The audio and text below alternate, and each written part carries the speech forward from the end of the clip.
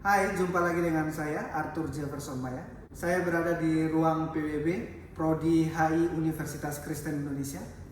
Hari ini kita akan berdiskusi tentang sistem intrusif yang dicetuskan oleh Cantori dan Spiegel. Sistem intrusif adalah sistem yang mendefinisikan tentang keterlibatan negara-negara besar luar kawasan di dalam satu kawasan. Negara-negara yang termasuk di dalam sistem intrusif adalah negara-negara kuat luar kawasan atau yang biasa disebut sebagai great power. Sebagai contoh, negara-negara tersebut adalah Amerika Serikat, Rusia, Cina, dan beberapa negara kuat lainnya. Ada beberapa variabel atau kita dapat menyebutnya sebagai indikator untuk mengukur apakah di dalam satu kawasan terjadi intrusif sistem dari negara-negara kuat luar kawasan tadi, ataukah malah negara-negara kuat kawasan tadi yang memberikan implikasi signifikan terhadap konflik di dalam satu kawasan. Ini merupakan kontradiksi atau dua pemahaman yang berbeda dalam melihat keterlibatan negara-negara besar luar kawasan di dalam satu kawasan atau beberapa kawasan lainnya. Sebelum kita memasuki beberapa indikator tersebut, negara-negara kuat tadi dalam argumentasi yang lain justru lebih meningkatkan konstelasi konflik atau konstelasi politik di dalam satu kawasan. Tetapi Cantori dan Spiegel percaya bahwa kehadiran daripada negara-negara kuat luar kawasan tadi akan memberikan dampak signifikan terhadap keamanan dalam satu kawasan. Tentu saja yang kita bicarakan adalah implikasi balance of power dalam satu kawasan. Variabel yang pertama yang akan kita diskusikan adalah multilateral arrangement atau pengaturan multilateral.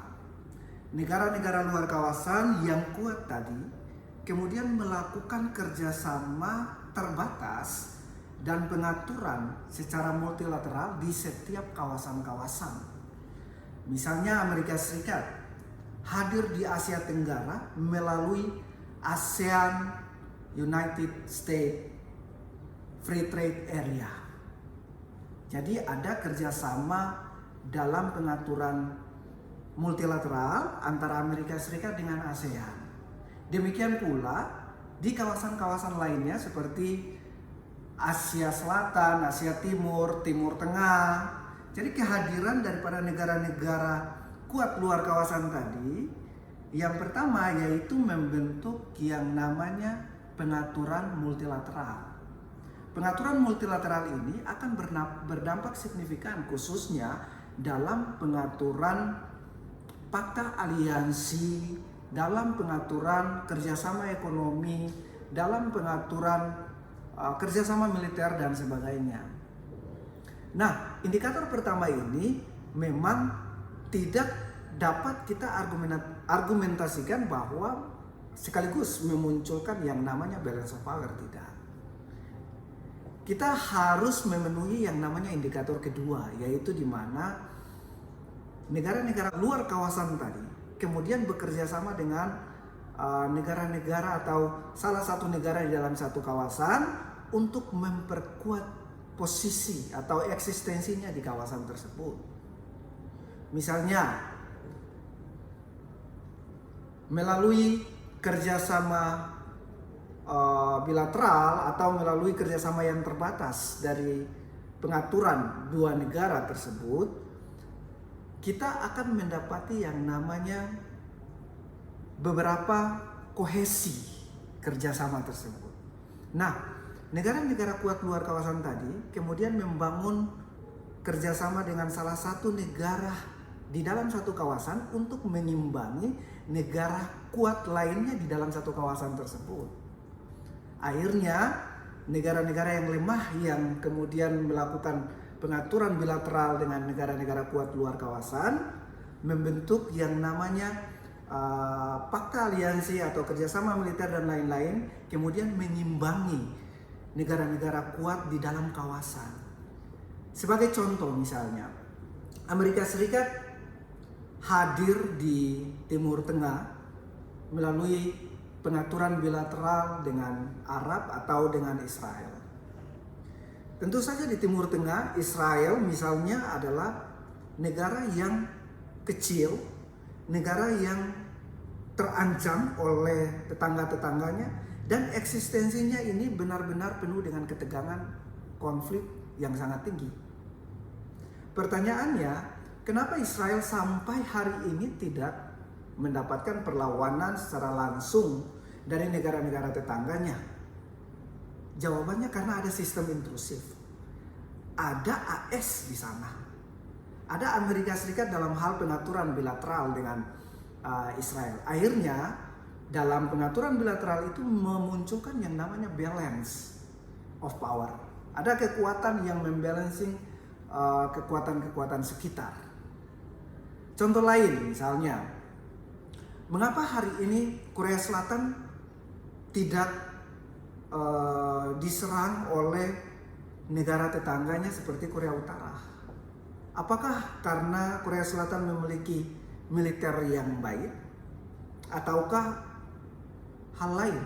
Tentu saja hal lainlah yang kemudian membenarkan jawaban atas pernyataan tersebut, yaitu kehadiran Amerika Serikat di kawasan Asia Timur, di mana Amerika Serikat melakukan yang namanya pengaturan bilateral dengan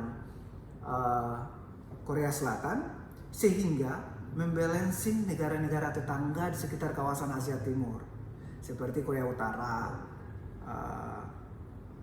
Cina, yang kemudian menjadi ancaman eksistensi bagi Korea Selatan. Tapi tidak terjadi perang terbuka walaupun dalam ketegangan konflik yang sangat tinggi di sana. Nah, misalnya kita bergeser lagi ke Asia Tenggara, pengaturan bilateral di Asia Tenggara, kita mempertanyakan konflik Laut Cina Selatan yang begitu tinggi, ketegangan konstelasinya yang begitu tinggi dari dulu sampai sekarang, tapi tidak terjadi perang terbuka. Apakah karena diplomasi dari beberapa negara tersebut? Tentu saja mungkin jawabannya iya. Tetapi yang kita lihat malah kebanyakan diplomasi yang deadlock. Harusnya diplomasi yang deadlock memunculkan yang namanya perang terbuka. Nah, anomalinya tidak terjadi perang di Laut Cina Selatan.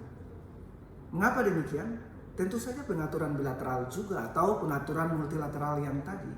Kalau kita kembali pada variabel pertama, maka ada Pakta Aliansi yang namanya Five Power Defense Arrangement. Ada pengaturan Five Power Defense antara Malaysia, Singapura, Selandia Baru, Australia, dan Inggris, yang isi atau rejim daripada Five Power Defense itu adalah satu diserang, semua menyerang.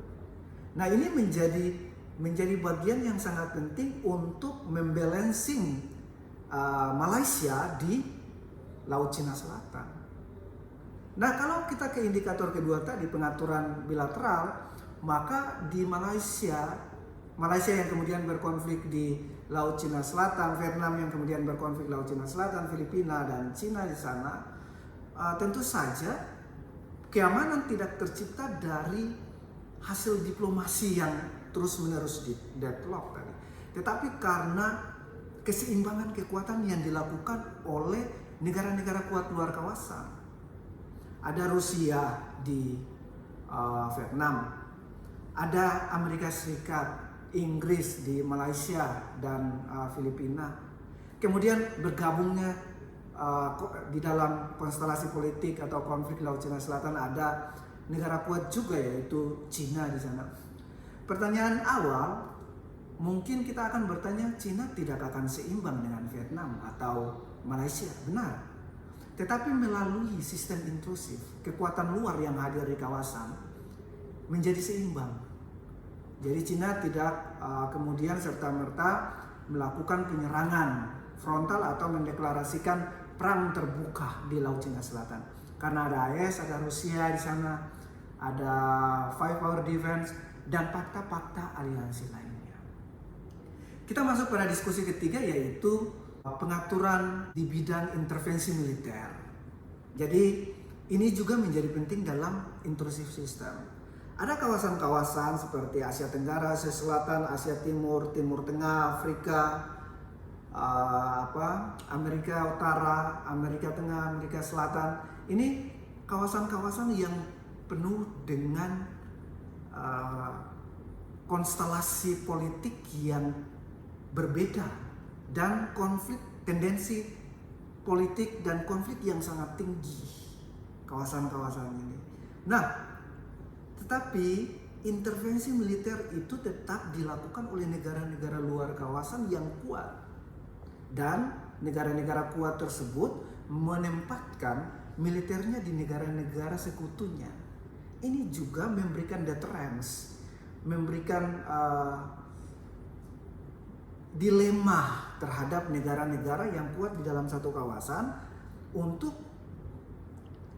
menyerang negara-negara yang tidak kuat. Karena negara-negara yang tidak kuat tadi kemudian membangun yang namanya fakta aliansi dengan negara-negara kuat luar kawasan, kemudian dia menjadi sistem intrusif khususnya di bidang intervensi militer.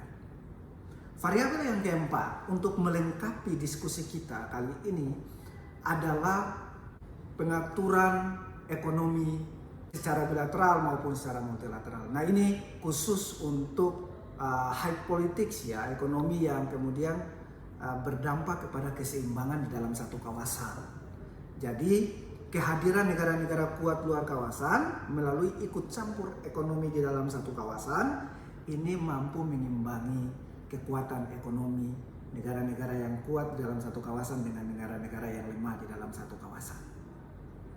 Itu adalah gambaran singkat terkait intrusive system yang dicetuskan oleh Kantori dan Spiegel. Intinya memang harus ada dua aktor yang bermain di dalam, yaitu aktor di dalam satu kawasan dan aktor di luar kawasan. Dan di luar kawasan adalah negara-negara yang kuat, yang kemudian hadir menjadi sistem pengganggu di setiap kawasan. Demikian diskusi kita hari ini, sampai ketemu pada topik-topik selanjutnya.